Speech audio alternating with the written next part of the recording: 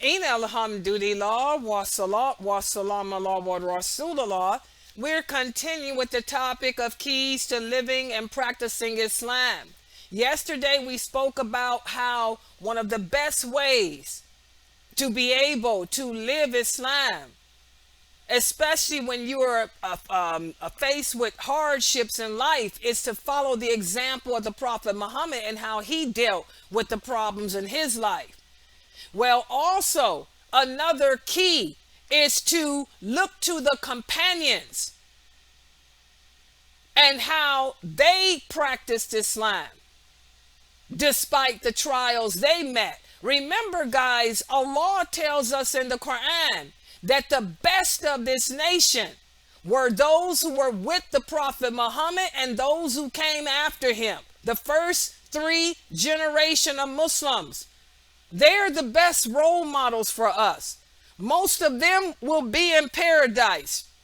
Most of them will be amongst the forerunners. Why? Because they sacrificed for Allah and paved the way for us, so much so that Allah chose to forgive them of all their sins. So they will be the forerunners who will enter into paradise without having to be judged. And there's so much to learn from them that can help us in our lives. For example, we talked about how the Prophet Muhammad had his share of enemies. But just as a man has his share of enemies, he also had his supporters too.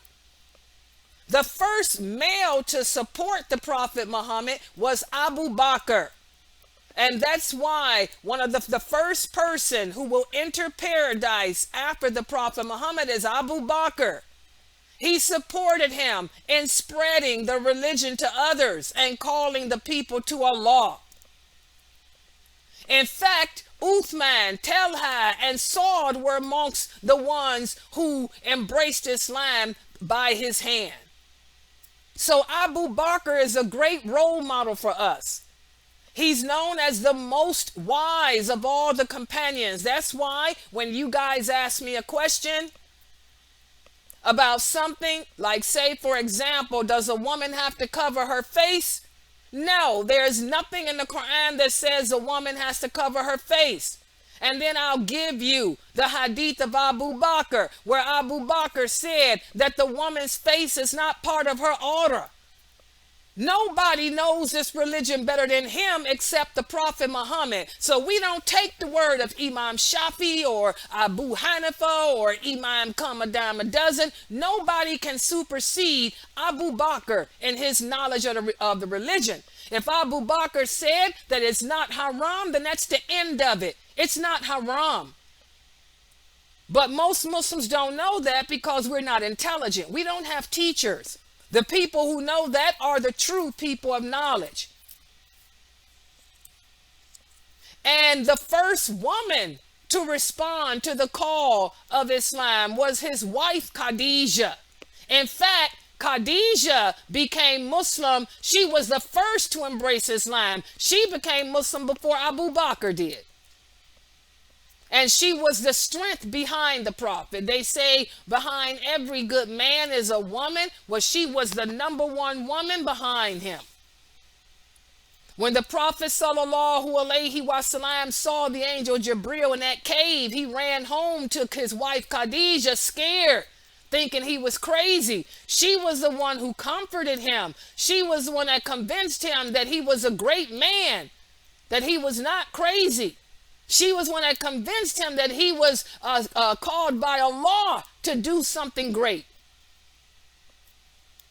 And because of her intelligence and her piety and her righteousness, she's one of the people whom Allah sent greetings to her, telling her that she will be in paradise.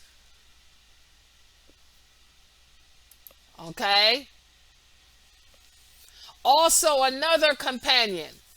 In fact, he will be the fourth person to enter paradise after the Prophet Muhammad sallallahu alaihi wasallam is Ali. Ali became Muslim when he was only 8 years old. And by the way, he's the one I told you about yesterday, who taught the companions that the hadith about standing and drinking was abrogated. After the Prophet Muhammad died, the people saw Ali standing and drinking. He said, I swear by Allah, when the Prophet made Hajj, he took water from the well of Zamzam and did just what you see I'm doing. He drank. In the beginning, he forbade us from eating and drinking while standing, but he later canceled that out when he made Hajj before he died. And if Ali said that, that's it. You don't take nobody else's word over him. Can't no imam, no mufti, no sheikh say Ali didn't know what he was talking about, because Ali will be the fourth person to enter paradise. Who are you? You don't even know if you're going to make it to paradise. And the fact that you lying and trying to argue against Ali proves you're going to be in the hellfire.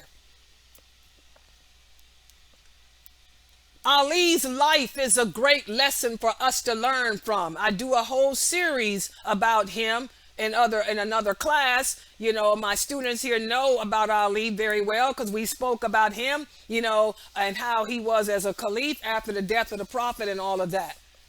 But he was a young boy, 8 years old, and under the guardianship of the Prophet, and converted to Islam. And he later married the Prophet's daughter, Fatima. A great example for us. Also, Zayd Ibn Harita. He was the young slave given to the Prophet by his wife Khadijah to raise as a son. His story is very, very interesting. When he was given to the Prophet, his father, his real father, and his uncle came to ransom him. And the Prophet told them, if he chooses to go back with you, then you can have him. But if he chooses to stay with me, he'll stay with me. Zayd could have went back to his father and his uncle, but he chose to stay with the Prophet and become the Prophet's adopted son. And the Prophet raised him as his son until Allah sent down the verses of the Quran forbidding adoption. That's when Allah sent down the verses saying, do not call them your adopted sons. Instead, call them by the name of their fathers. Adoption is haram. Yes, the Prophet adopted Zayd, but that was before Islam. Later, in the event of prophethood, Allah made adoption haram. But Zayd's life is something that can be a great lesson for us to learn from. And he too will be one of the ones promised paradise because of his sacrifice. And so many of the Prophet's companions, they embraced Islam one after the other.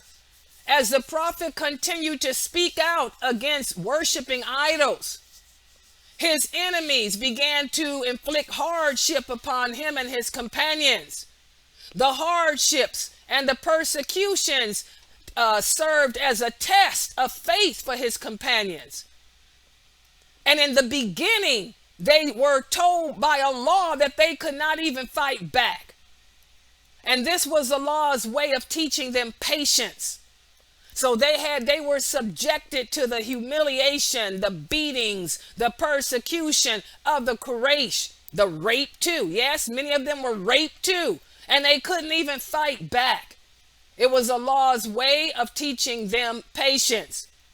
And when the Prophet would see some of them being punished, he would remind them, he would tell them, have patience. Truly you are promised a home in paradise. Just be patient. Allah will reward you with paradise. And this is the state of many Muslims today. Many Muslims today ask and wonder, why is it that it seems that the more you try to live your life correctly, your trials increase? But as we talked about yesterday, do you think just because you say you believe in Allah, you're not going to be tested? The trials that we undergo in life are just a means of teaching us patience, just as they were a means of teaching patience to those companions.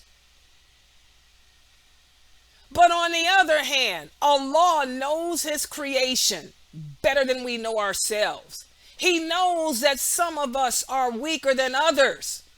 And Allah doesn't want to place burdens on us too great to bear. And even in the Prophet's days, yes, as they were being persecuted in Mecca, some people couldn't take the persecution. Some people couldn't take the persecution. So this is when Allah ordered that the Muslims could migrate to another part of the world to practice their religion. They could migrate to Ethiopia. In fact, the Prophet sent his daughter, who was married to Uthman. He knew that she could not endure the persecutions, the hardships that the Muslims were going through. So he sent her to Ethiopia. So that shows how Allah knows that some of us are stronger than others. Some of us can't handle what others can. And that rule applies to us today. If you're living in some part of the world which is oppressive, or which the fitna or the evil is so great and you can't handle it, move to a different part of the world that doesn't have all that. For example, I know some Muslims who live in Miami, Florida. They used to live in Miami, Florida, but they moved to Alaska. And I asked them, what are you doing in Alaska? They said, Sister Layla, we couldn't deal with the nakedness. All those beautiful women walking around in bikinis. You say those women don't even wear clothes. They wear their underwear, their bra and their underwear in the street, and they ride around on roller skates with their hair hanging down their back. Beautiful women. I couldn't take that. The temptation to fornicate was too great. So guess what? We packed up and we moved to Alaska, where you can't help but wear clothes. So again, that applies to us. Some of us are stronger in faith than others, and some are weaker. If you are surrounded by evil and it's too much for you, move. Move to a different part of the earth. And the migration that the companions went through, it occurred 1 month. Allah sent that command just 1 month after the Prophet received the call of Allah. So you learn from that number one, Allah doesn't place a burden on you that's too great to bear. You also learn that just when you think you can take no more relief, Allah will always send, an alternative to your way. Secondly, you learn that practicing Islam is a must. And if you are prevented from doing it, if you are prevented from obeying Allah, you find it hard to obey Allah, then move to some place else where you can. And again, you don't have to move to a Muslim land, an Arabic land. The whole earth belongs to Allah. You can move to any part of this earth where you are free to practice and fulfill your obligations openly. So again, simply by looking at the struggles of the companions and learning about them, they become a great asset for us in how to deal with our problems in life. Remember, living the life of Islam is not an easy task. You're going to constantly have people trying to pull you away from the truth. Either it's going to be the unbelievers, the hypocrites, or even yourself. There's going to be many obstacles to overcome, but you can never give up. You cannot sit there and say, well, I'm going to throw in the towel and just do like everybody else. Or I'm going to sit here and just throw in the towel and lose hope. You can never, ever quit the fight of Islam. Instead, keep in mind what the end result is. The end result is that meeting with Allah. That meeting with Allah on the day of judgment. That meeting in the grave. Think about that. That'll give you, the incentive you need to remain strong and remain firm, just like those companions did. On that note, we're going to stop right here for today. Tomorrow, we're going to continue. I'm going to give you a quiz to cover what we discussed today, and then we'll move on to another key. Subhanakallahumma wa bihamdika.